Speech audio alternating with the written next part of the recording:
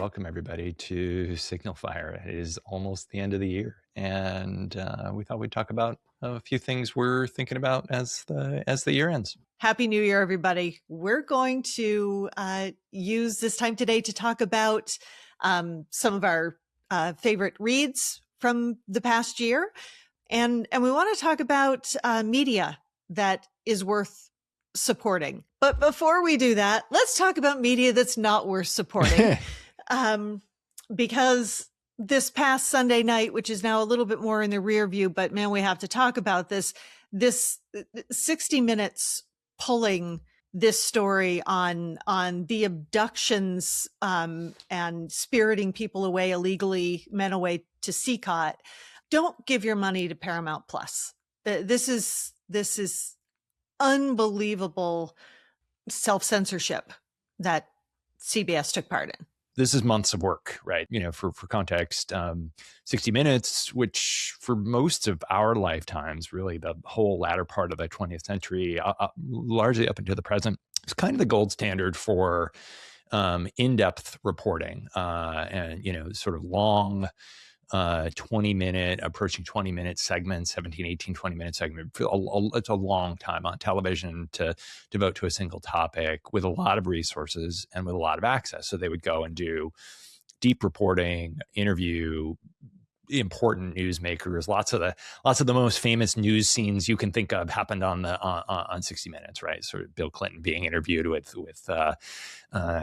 Hillary Clinton, that kind of stuff, right? So it's been a really important source of truth and a really important vehicle in kind of holding the powers be to account. And so they did this story, long form story on Sikot, I think is how you pronounce it in English, which is the sort of terrorism prison that they have in El Salvador. I won't go super, super deep on this because I suspect most people who are listening to this do know, but the United States basically contracted with the government of El Salvador to take a bunch of our prisoners. So El Salvador here is functioning as a kind of contract gulag. I don't think that people might think that's a little too strong, but I don't think it is, and I'll explain why. So we were sending plane loads of people. Some were citizens of El Salvador, many were not, to El Salvador with no due process, at least in some cases in violation of a judge's order, where they had no rights whatsoever, no due process. I mean, imagine you just wherever you are now in the car, whatever it is you're doing. Imagine you got picked up off the street, and you got thrown in a van, and you got stuck on a private airplane, and you were shackled hand and foot, and you were sent to another country. And that was it. When are you going to get out? Can you talk to a lawyer? No. Can you talk to your family? No. Can you see your family? No. When are you going to get out again? Who knows? That was what we did. And more to the point, one of the reasons the Trump administration did this is because it let it be outside of U.S. law. There was essentially no jurisdiction there. So these people were not subject to U.S. law once they're out of the country, kind of in a black site, if people have heard that term. The head of the Department of Homeland Security, Kristi Noem, went there and filmed herself in kind of a glam shot with a Rolex and, sort of cosplaying as if she were, some sort of, military member or police member, with these half-naked men with heads shaved bare in a concrete cell, lying on concrete bunks with lights on 24 hours a day. That's torture. It may not be the worst torture in the world, but it's torture. And from what we heard in the report that these men said, it was torture. It was, sexual assaults and beatings and being kept in very confined quarters with a lot of other people with not even a bucket as your bathroom facility. Yeah. Just absolutely horrific conditions that no human being, I don't care what you did, no human being should be put in those circumstances. And for the most part, these people had not done anything other than be in the United States without papers. And some of them even had them. The crazy thing is, we were told these people were the worst of the worst. They sort of deserved all this, and it turns out that's not true for the vast majority of these people. Although there is like a mix of real kind of hardcore criminals and a bunch of like, a gay hairdresser and like all kinds of other, it just anyway. The whole thing horrible, an embarrassment, a shame. And 60 Minutes went and did one of these big reports on it. They interviewed people, and they had lots of firsthand footage of the brutality, and they were ready to go with that story. A story like that goes through all kinds of legal review. It goes through fact checking. It goes through all kinds of things. All that was done. And then they pulled it. This had been through 5 legal reviews. This was pulled less than 24 hours from when it was supposed to air in the US. Within 24 hours of airing something, all the legal vetting has happened. All the fact checking has happened. All the opportunities to comment have happened. So multiple outreach was made to the Trump administration. Multiple people, different departments were contacted, given an opportunity to make a statement, rebut. They could have given a written statement as a denial. They didn't even have to put anybody on camera. They chose radio silence and did not respond to the outreach from the 60 Minutes correspondent. And that essentially ended up being the reason that Barry Weiss, who's now running CBS News, killed it. Now, if the administration chooses not to participate in a story, it gets killed, which is not how the news is supposed to work. If you choose not to make a statement on the record, then that's what gets reported. We attempted to contact the Trump administration and they did not respond to our outreach. That's what you hear when people don't do it, but you don't kill the story. Yeah, which of course we've heard all the time in the past, right? I mean, it's very common for the people who are about, who are the subject of a story not to respond to that kind of thing. It's an incredible example of the kind of shrinking press freedom through some amount of compliance, just voluntary compliance, because it's in the business interests of these folks to do it. Some amount of ideological alignment, perhaps, and some amount of kind of responding to real pressure from the government, and it's extremely worrying, right? We should take this super seriously. And funnily enough, I mean, I think this is the kind of irony of all this is there will be a sort of Streisand effect quality to this, because the story has now gotten out on the internet, and 1 million people have now downloaded it and put it on different sites, so it's sort of hard to block. And even though YouTube is apparently playing a game of whack-a-mole to try to get it off of YouTube, that it seems to me will be practically pretty hard to do. And so people will see this story and they'll attend to the story in ways that they likely would not have done had it just been one other piece of evening television. But in the end, probably not that much of a difference in terms of the public's information, but a big difference in terms of the government sort of showing its hand and these institutions sort of showing their hand as being really anti-free speech, which is especially ironic given how much a lot of the people who supported Trump's reelection were supposedly motivated by their interest in free speech. So we last week did a segment called Overcovered, Undercovered, talking about what stories are getting the attention or not getting the attention that they should. This had turned into an underreported story. This was an uncovered story, and it would have had a blip because of this if 60 Minutes had aired it. Instead, because the administration attempted to do what it did and Barry Weiss attempted to do what it appears she did, they made it an incredibly well covered story that is going to have legs for much longer now. So very bad for free speech, very good for shining a light on what happened to these people, and hopefully will have some measurable impact on whether or not we continue to try to do this kind of horror. Yeah. What's that quote from Star Wars? The more you tighten your grip, the more the star systems will slip through your fingers. I mean, I do think there's this sort of weird, sort of backlash quality to all these things, but still they're pretty worrisome. So anyway, yes, that's our who not to support, Paramount, 60 Minutes, and all of that. Now, who to support? Yes, who to support? Yeah, actually, a long list. We're having a conversation in our next episode with a gentleman named Chris Keyes, who has started a publication called Republic. It's republic.land. It's an incredible publication. So we wanted to do this segment. It matters what we support, what we subscribe to. I think increasingly the number, fewer and fewer people are subscribing to media. That has all kinds of implications.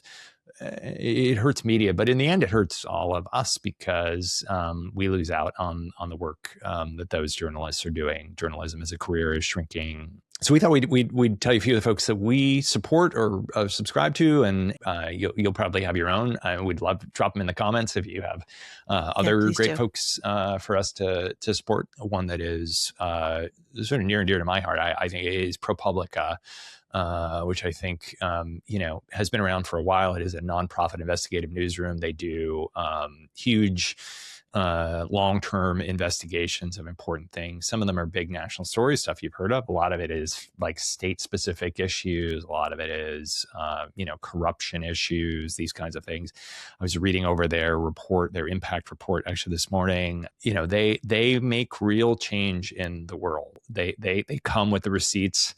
Because they're a nonprofit, they're sort of a lot less subject to the kinds of pressures that folks like CBS might be subject to, and they do tremendous work that gets out in a lot of organizations. So ProPublica would be high on my list. Yeah, another one that's high on my list. We briefly mentioned The Guardian last week. It's an outside the U.S. perspective, and it is one of the highly reliable, evidence-based, non-partisan. I mean, a lot of these publications have a slight bent one direction or the other, but the quality of the journalism, both their news coverage and their commentaries, are just a cut above most other publications out there in the breadth of what they're covering, but also the seriousness that they cover the issues with. It's just, I never get the feeling when I'm reading The Guardian, what I'm reading was tailored to either make me angry or appeal to some bias that I have. I don't feel like I'm being worked when I'm reading The Guardian. It's just straight up, well covered, well done journalism. If you do decide to subscribe to it or support it, my tip here is spring for the magazine at a certain tier. I don't remember. They'll actually send you the paper magazine every week. If you feel like you're overwhelmed by the news and you can't keep up with the overall stream of things, like if you just limited yourself to reading the Guardian paper magazine once a week, you would both be better informed and less overwhelmed than trying to the kind of treadmill of ephemeral news that you get in a lot of other places. So anyway, smart, interesting, lots of variation, big stories, short stories, whatever. So I'll throw out a couple of others just quick. Center for Public Integrity is an investigative newsroom in many ways similar to ProPublica, with a little bit more of a focus on sort of corruption issues. Very good, similar one, Center for Investigative Reporting.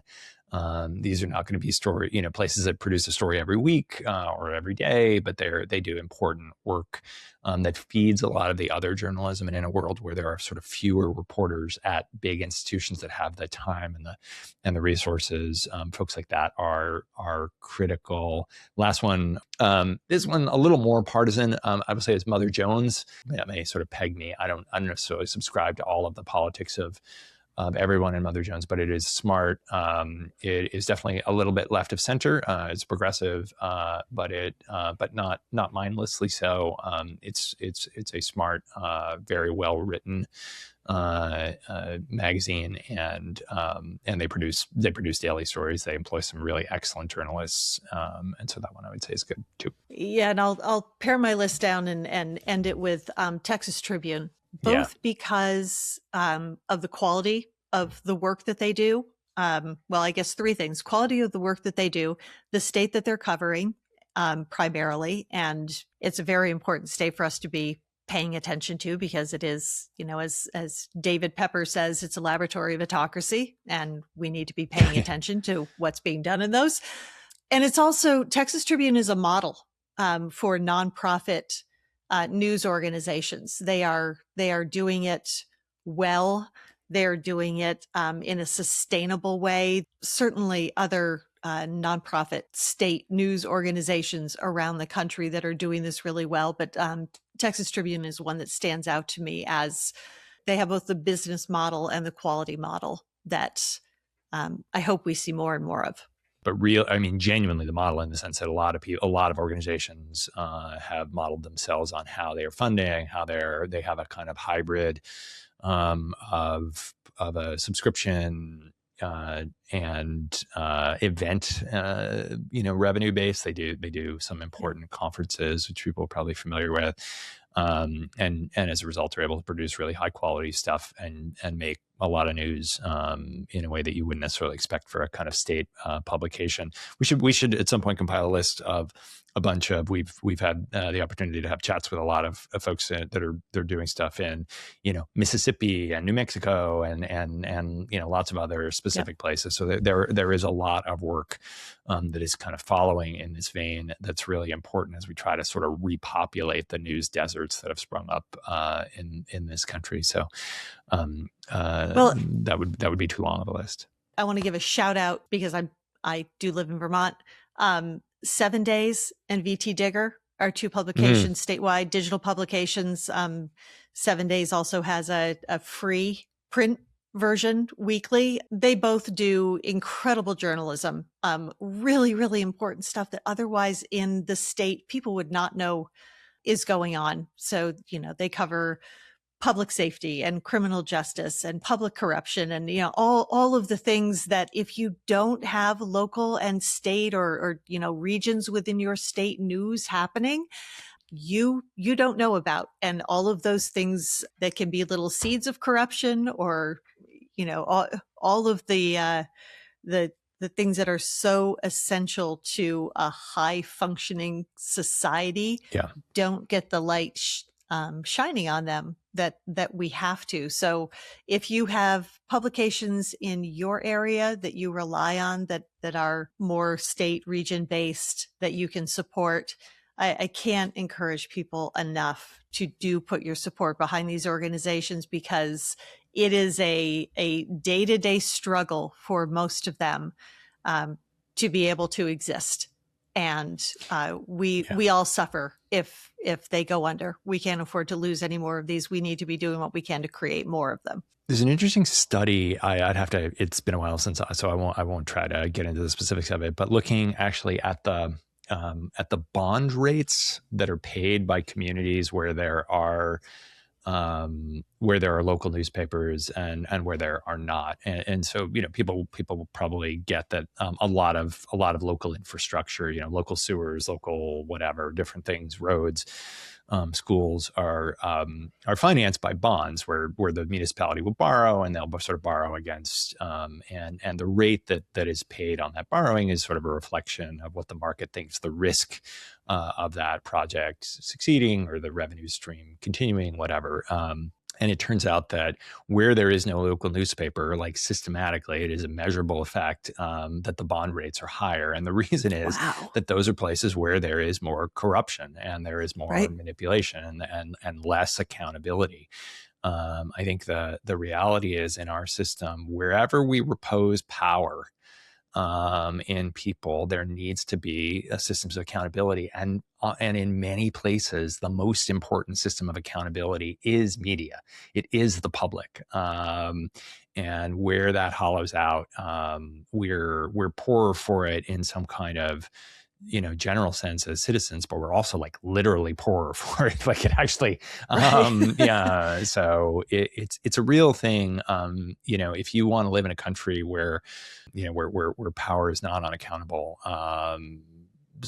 probably one of the best things you could do is subscribe to your local paper, and read it. And that really matters. I'll throw one last one for good measure, just because I think these guys just do great work, and I've been a supporter for a while.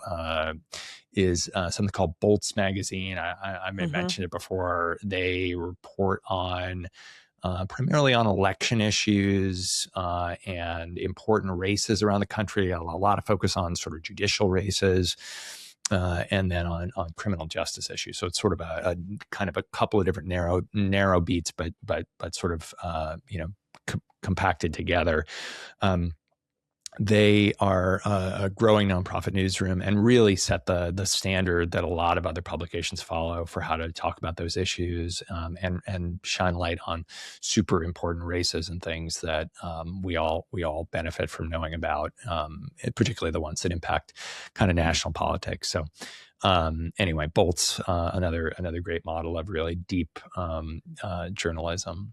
All right. We'll maybe throw together some others and stick them up on social media that we think of, or especially some of these state ones that are good. But those are a few. If you don't like them, choose your own. But do support real journalism.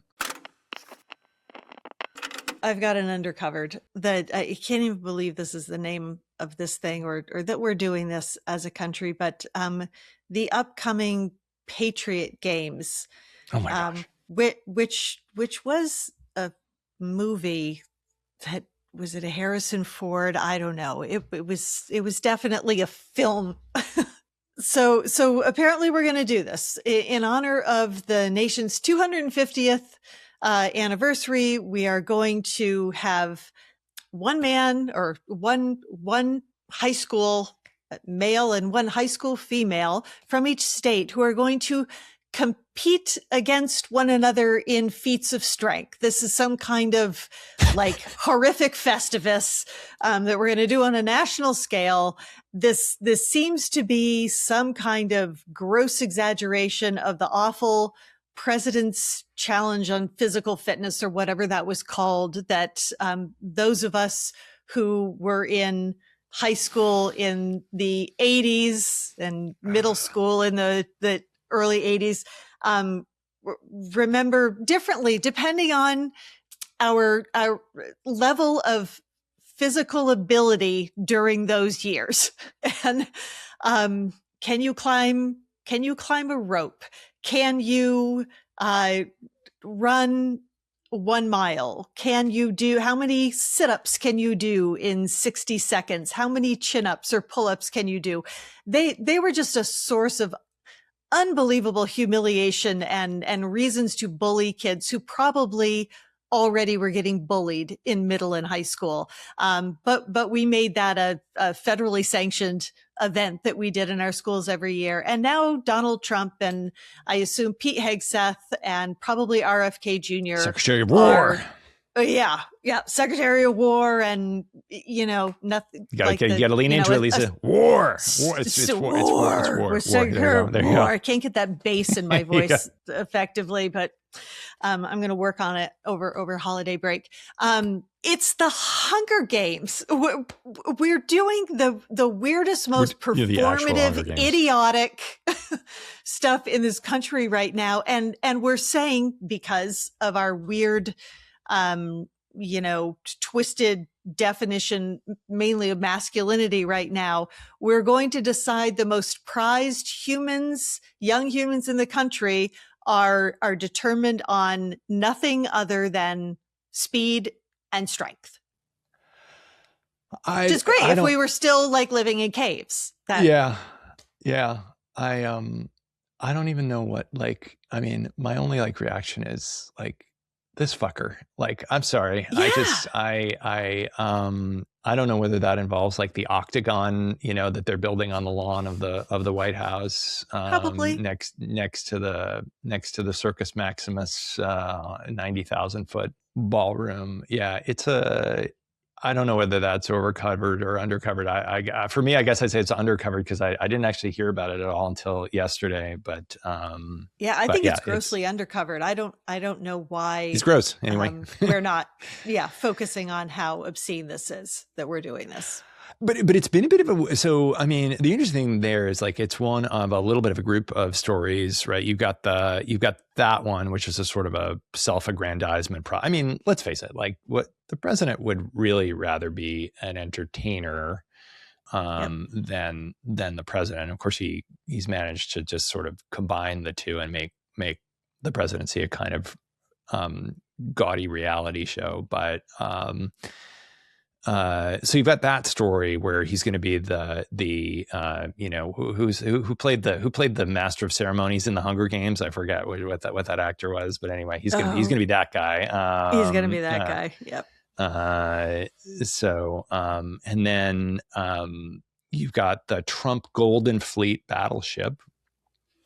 I don't know if did you hear about this one? He's naming a class of battleship. Only this morning. Yes. Yes, naming a class of battleship. This is a positively terrible idea.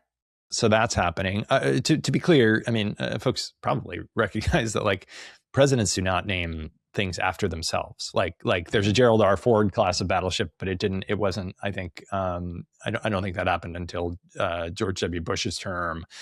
Right, like yep. we have an Eisenhower class battleship or whatever, but like or I guess the Ford is an aircraft carrying out a battleship. But anyway, we have these different ship classes, but they are almost all posthumous. And even where we name an individual ship after a president or a leader, it tends to be either that person is many years later, decades later, or dead. Which is a kind of, we used to think about sort of honor and sort of seemliness that let your reputation should speak for itself. That is not a thing that Donald Trump subscribes to. So we will have a Trump Golden Fleet. Of course, it has to be gold. We now have the. Those will make them much Trump, harder to spot. That's going to be true. Good, true. Something shiny and gold. The gold, yeah. Then we have the Trump Kennedy Center where he just put his name. I'm thinking to put my name. I figure if I get in there in the dark of night, I could probably get it up there on pretty much the same legal basis because I feel like it. Just keep adding to the. I think it's probably about 10 feet above that on the marquee. Like I could probably fit it in. So anyway, so there's that one on that Trump Kennedy Center. They went to such great lengths to push out that this was a unanimous vote by the board of the Kennedy Center to rename it that, only to have it covered just a little bit that if you were on that board and you were not in favor of voting to rename right. This Your building, line was muted or whatever. Yeah, they just mute you. So when everybody votes at once, you go and no one hears you.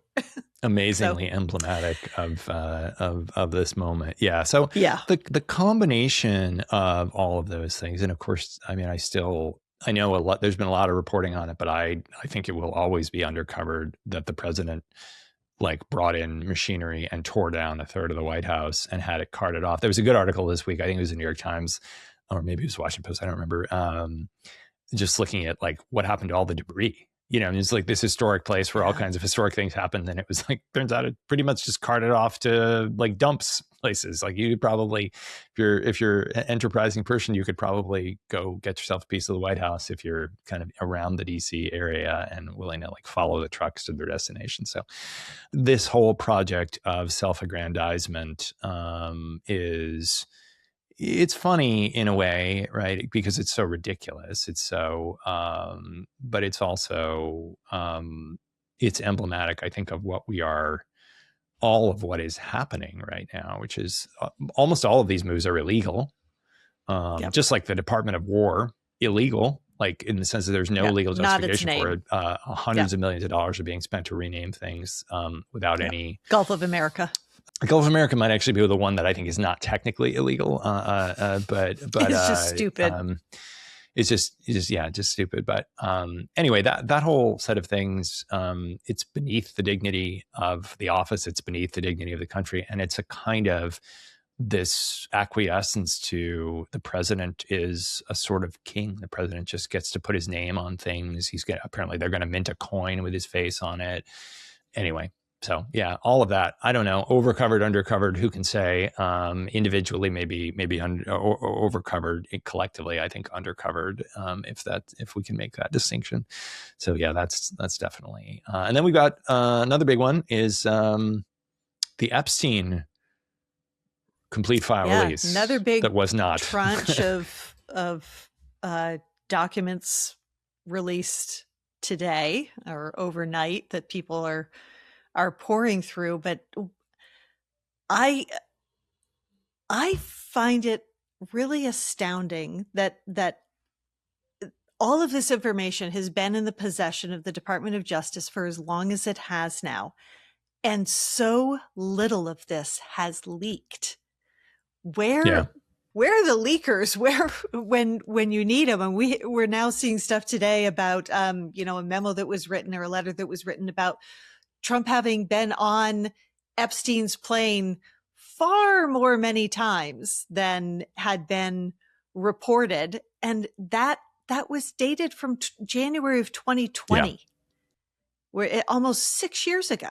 And we're just learning about this now after the guy's been elected a second time. What I think is kind of funny about this story, I mean, there's so much of it that is, I mean, it's funny. Again, I think this is like one of these weird ones where maybe the overcovered, undercovered binary isn't the right way to think about it, because it's, in the narrow sense, it's probably overcovered, right? Particularly because a lot of these things were. Certainly a lot of the images and things we've seen some of before, or maybe we saw some particular, cropped version of a picture, that kind of thing. Like, I don't think we learned, at least in the first tranche, I don't think we learned that much that was new. A little, but not a huge amount. But in the aggregate, when you really attend to it, you really look at it, and you're like, all of these people together with this person, even after they were, in most cases, aware of certainly of his conviction in whatever it was, I don't remember what the year was, 2014 or 2018. And it's like that it seems to me is almost hard to overcover, right? Like it's like it is a scandal of such enormity. The thing I find weird about this story, I was listening to an interview with Ro Khanna, who I'm a big fan of. I think Ro Khanna is a great, kind of voice in Congress, and he's been very with Thomas Massie. I think were really the drivers behind the legislation that got this released, and a few others, Nancy Mace and Marjorie Taylor Greene, and some others on the Republican side too. But in the interview, he's like, well, I think the president is just, trying to, cover for his friends. And I'm just like, I don't think so. Like, I don't like, that doesn't seem that likely to me. First of all, this is not a person who has friends, I think, as sort of in the ordinary sense that you mean, right? I mean, he's the most transactional relationships. Person. Yeah. I don't know. Like, just, it's strange to me that people are not willing to just deal in the world of Occam's razor here, right? Which is these are people who were seen in each other's company more than I have, Donald Trump and Jeffrey Epstein have more pictures together than I have with my grandparents, right? You know what I mean? And I get that there's an incredible amount of litigiousness, and it seems to me the obvious thing is sort of the plain thing, right? Is that this is an attempt to cover for things which would be deeply embarrassing and maybe more so. And I think that is undercovered. I think that the president's connection, as crazy as it is, the president's connection to this story is undercovered. It's amazing to me that it has not broken through. And so until it breaks through, I think it should be covered more. Yeah, and the way that it's been overcovered has been in the least important ways. If people haven't read Julie K. Brown's reporting on Jeffrey Epstein in the Miami Herald, she's been doing this deeply researched, incredibly important these stories since before he was prosecuted the first time. And the amount of information, links that she pulls together, it is incredibly important stuff. And if we had more journalists doing the kind of work that she has been doing for years, we would not be so dependent at this point on whether or not Trump's Department of Justice was going to release files or release files that are not full pages of black redactions, which we've gotten an awful lot of so far. There's important stuff to know about this story, and we seem to, grab on to the more sensational. So there was a lot of reporting I heard this morning about, what new evidence there is about the former Prince Andrew. Like, enough already with, Yeah. like, I think we know. Yeah, that, Andrew, his family knows. Windsor not in power anymore, right? Yeah. Bad. Maybe a good UK story, but not much of a US story. Yeah, totally. And of course, in other undercovered, maybe just do one or two more. The drug boat strikes continue. The seizing of another oil tanker continues. We are engaged in a war against a one-sided war against, not with, Venezuela. Under the pretense of this somehow being about fentanyl, when the government is also at the same time acknowledging that if they don't make there fentanyl. are drugs in these boats, it is cocaine. It is not fentanyl. So apparently we blow people up for cocaine trafficking, the amounts of which will fit in the boats the size that we have seen blown up, which are not enormous vehicles coming across the water, but Trump pardons major cocaine smugglers.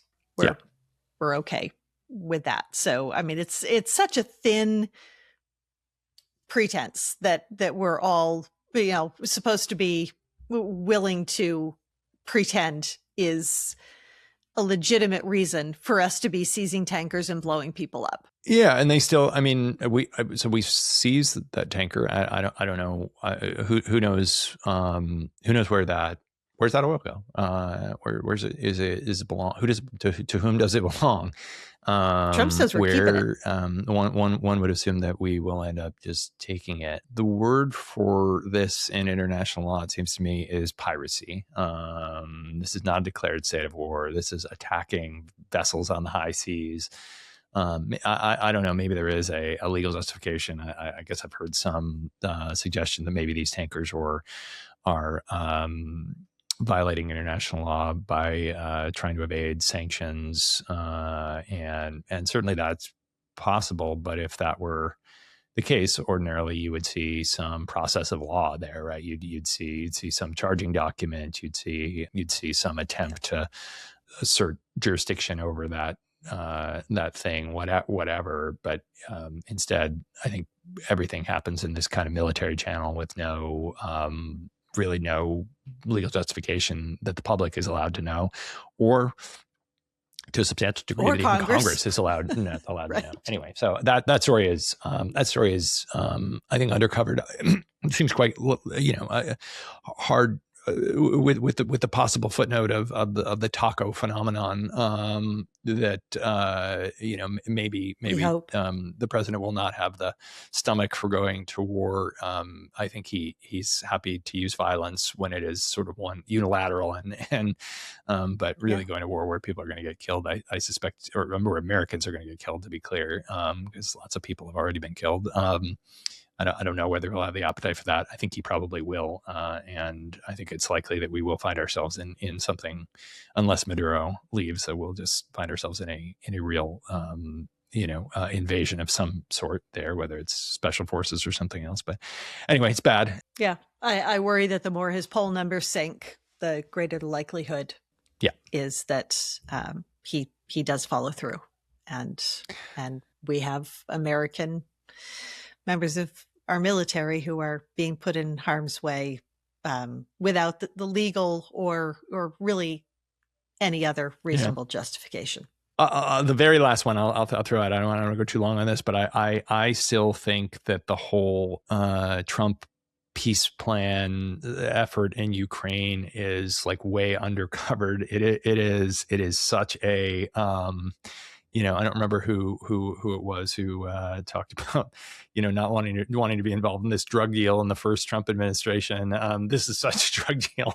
It's such a crazy, this sort of plan laundered, like the Russian plan laundered through this, kind of oligarch in the U.S., Kirill Dmitriev, who's buddies with Jared Kushner, and now Jared Kushner is sort of materialized back in this whole thing, who has all kinds of financial conflicts of interest. And anyway, it's a great example of complicated things being hard for people to follow, and the news not wanting to do the work to get people, sort of up to speed on those things, and sort of way undercovered. We are selling out the Ukrainians in order to kind of, it seems to me at least, create a bunch of totally dirty business opportunities for Americans connected with the president and his family, and the American people, I think, are just almost entirely unaware of it, unless they're really tuned in on this issue. And that seems to me is way undercovered.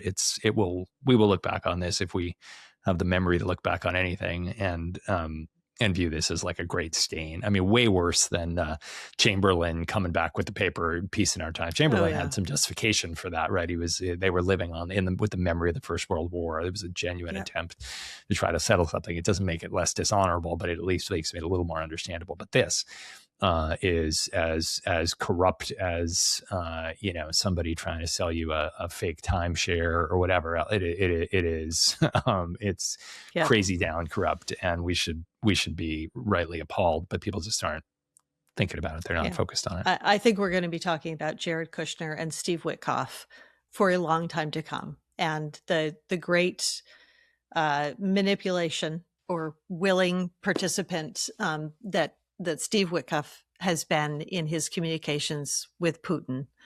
There was some reporting I read this week that Witkoff was the guy that Putin really wanted to end up being the guy he would deal with, because he's an ex-KGB agent. They know how to do their research on malleable targets. Putin is an ex-KGB agent. Witkoff is not. Just for those following along. Sorry. Yes. Witkoff might be an ex short order cook for all. I don't know. Like he certainly does not feel like he has the gravitas to. All right. Last but not least, book recommendations. Books you read this year that you really like and think other people should read. Since we were just talking about Ukraine, there is a book called Looking at Women at War, a War and Justice Diary. And it is primarily written by a woman named Victoria Emelina. She's Ukrainian, a writer. She was working on a novel when the invasion, full-scale invasion of Ukraine happened in 22, and young mother ended up becoming, switching her focus to research of war crimes, women's roles in resistance in Ukraine, and documenting this and putting together a diary that she planned on turning into a book. She ended up being killed with a group of other women who were working in the resistance. They had stopped to grab dinner in a pizza place in the Donetsk region that was still open, and they were hit by a Russian missile. She died on July 1st, but at the end of June of 23, this strike happened. And all of her notes were compiled, and these stories of different women who she had followed and the work that they were doing in the resistance and her own work is astounding, incredibly moving. And it does, it is so easy when a conflict has gone on as long as the war in Ukraine has now, and we have the distance that we do from it, and it isn't getting the coverage that it should any longer, for us to have it depersonalized.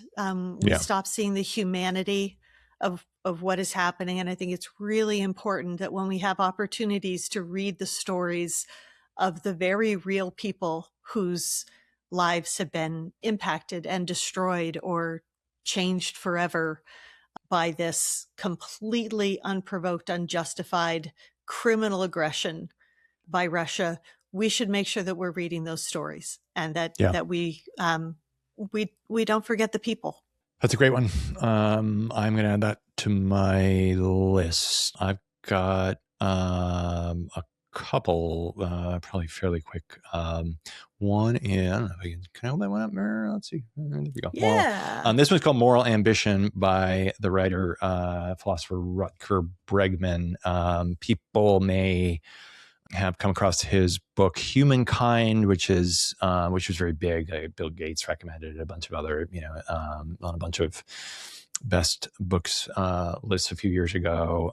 Very kind of optimistic book about the world, really, really pushing back on a lot of the assumptions we have about kind of almost the nature of man, like looking at some of the Stanford prison experiment, these kinds of things, and really the recognition that actually people are, in the main, under under most circumstances, actually much more decent to one another, much more altruistic than that sort of kind of dog eat dog view of the world would have us believe. The little tagline is "Stop wasting your talent and start making a difference." It's kind of written. It's a little business booky for my taste, but what I like about it is it sort of captures, actually, honestly, more than anything, is just the phrase "moral ambition." It captures. He looks at. So I'll say, just by way of context, that I, like, as somebody who spent a long time, as we've talked about, in the technology industry, and I've been around and a part of, some really successful organizations, and I've seen incredibly smart, talented people who are just world class up close, and I am amazed by how many of them spend their lives working on stuff that seems to me is, and I hope they will forgive this if they listen to it, totally inconsequential, totally forgettable. And nobody's going to care if you make slightly better software for, like teams coordinating. Nobody's going to care about some B2B thing that makes a, process a little more efficient or whatever. And I think especially people who have, by virtue of their education, by virtue of maybe having had some success in life, by virtue of maybe they, have, for whatever reason, their parents have put them in a position, maybe they don't have that much college debt, these kinds of things. It's amazing to me how few people really think about, in a serious way, about their lives having meaning beyond just their own comfort. And I think that I'm not going to tell anybody what their moral ambition should be. I'd certainly be happy to share with you kind of some of my views, some of which come out in our conversations. But the book is kind of a call for people to say, like, recognize that your life has meaning, and it has meaning beyond you. Like, you have, Scott Galloway always uses this phrase, an obligation to plant trees, the shade of which, under the shade of which you will not sit, right? This sense. He looks at, among other things, the abolitionist movement, a number of things, the anti-apartheid movement, and what motivated people, and the prices they paid, and the kinds of things that they did, and this idea that it is really only a small group of committed people that change the world. So if you have, especially for younger people, but not only for younger people, it's a good book to remind yourself, like, your life has what you do with your time, what you do with the waking hours of your day for your work, not just philanthropy, not just kind of general human kindness. I think that is, you should take it seriously, and you should engage in some inquiry as to how to use it well. So I have one more that I'll hit. Autocracy Inc. Oh yeah, good by one. Anne Applebaum. Back there.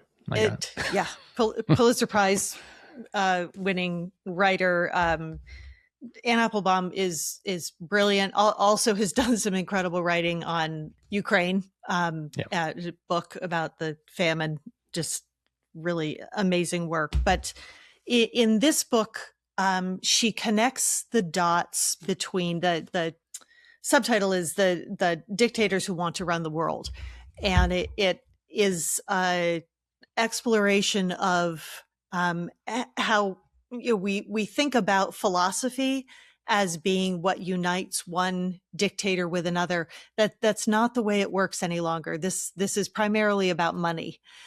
So that these different alliances are being made between dictators with very different political, social philosophies, and they are propping one another up and helping hold, gain power and hold power and keep their boot heels on the populaces that they control, all in cooperation with one another. And she really gets into what all those threads are that are connecting these different dictatorships. The way we used to think of power centers with different political philosophies or, what have you, being in tension with one another, so that there was more of a battle between the United States and a dictatorship.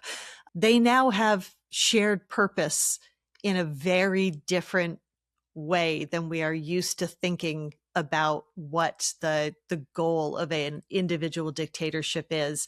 And that means nothing good for countries like the United States that are leaning more toward autocracy. Trump would like to be a dictator, less toward democracy, and the countries that he is willing to work with gives you a better understanding of why these people we never would have thought that would become our allies, and we would walk away from the people who are traditionally U.S. allies, why those alliances have changed so much. So fascinating book. Big plus one. In fact, if you're only going to read one of these books, I would put my marker down on that one. I think it's a great explanatory and frankly frightening, but in a non kind of hair on fire way, like it's just a clinical, super well informed way. The last one I'll throw in real quick is it's called We the People by the historian Jill Lepore. It is a history of the Constitution, but really with a very specific focus on a thing that we have, I think, largely forgotten about, which is the importance of amendments. I was in Washington D.C. last year with my wife. We were walking around just doing a little bit of a tour of the monuments, and there's when you go into the Jefferson Memorial, is one of the panels in the limestone is a quote from Jefferson about the importance, essentially the immorality of a past generation governing a future generation, right? That there was a duty for the Constitution to be amended because that's the only way that it could be just, right? Is that it had to reflect the needs of the people, and it's a thing that we've largely forgotten. We have a kind of weirdly, I'd say almost kind of childish view that the founding fathers were sort of clairvoyant, that they knew all things, that they, but the founding fathers never saw anything move faster than a horse or maybe a bird. They what do they think about cell phones? What do they think about electricity? What do they think about AI. AI, right? Or space exploration or anything else, right? The reality is that the society that we live in is one that is far different than the one, from the one that the founding fathers lived in than theirs was with the ancient Egyptians. Right. They still lived in a largely sort of animal-based agricultural society where nothing could move faster than a horse or a swift man or woman. And we live in a vastly different one. And so the book kind of makes the case and really goes through the history of the importance of the amendment provisions of the Constitution, the importance of how much that was a part of the ratification debate, and the ways that our kind of, for various reasons, our politics have broken that system. I think you can look at the Constitution and say that at this point there are kind of two main really important provisions of the Constitution, maybe three, that are broken, right? The amendment provision, and the impeachment provision is clearly broken. We prove that we can never impeach and convict someone, and probably now the pardon power. Like, those three are clearly broken and can't be fixed unless we fix the first, which is the amendment provision. So super interesting, worth your time, worth kind of thinking about, and you'll learn a bunch about the Constitution and its ratification in the process. So kind of blows a hole in the originalist theory. The founding fathers were not originalists. The founding fathers were very clear that they were people of limited foresight. And the people who ratified the Constitution in the various state legislatures were intensely aware of it. It's like the way that we, like, new cars are sort of hearkening back to old cars, and new movies are all kind of redos of old movies. It's the same sort of weirdly mindless sentimentalism, and I think it's the book really puts the lie to a lot of it, and is therefore worth your time. So anyway, that's our wrap up. A little heavy. If you want to not, like, throw one last non-heavy one. Sorry, I know we're way over time, but I'm just gonna say The Creative Act by Rick Rubin. Totally not political, not anything, just fun. If you like Rick Rubin's work on producing all the great music, and a lot of other things, like just a fun book. So anyway, that's one if you just want something to do something different on. Yeah, I'd love to have a cheery recommendation. Well, Happy New Year. Happy New Year, everybody. And we will talk to you in the new year. Thanks for joining us. Yeah, thanks. Every Wednesday, wherever you get your podcasts. Thanks, everybody.